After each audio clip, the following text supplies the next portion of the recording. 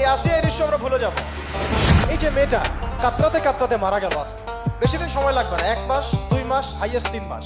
এর আগেও বহু ইস্যু আমরা এসেছে ভুলে গেছি, একটার পর একটা এসেছে, একটার পর একটা ভুলে গেছে।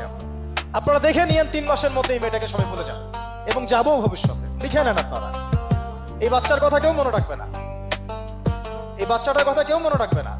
3 মাস পরে, 6 মাস পরে, 1 বছর পরে আরো নতুন ইস্যু আসবে, আরো নতুন পাপ হবে, আরো বড় বড় ঘটনা ঘটবে। এরপরে মানুষ এই বাচ্চাটাকে ভুলে যাবে। এই বাচ্চাটা কি তার মৃত্যু যন্ত্রণা ভুলতে পারবে? তার সম্মানহানি ভুলতে পারবে? তার পিতামাতাকে ভুলতে পারবে?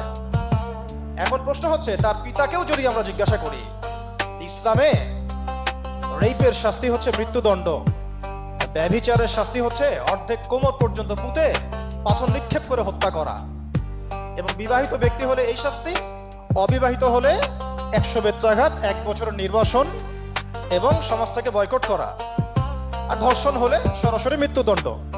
3 মাস সময় লাগার কথা না, 3 দিনের মধ্যেই করা সম্ভব। এটা শরিয়া আইন, এটা আল্লাহ রাব্বুল আলামিনের শরিয়া বিধান।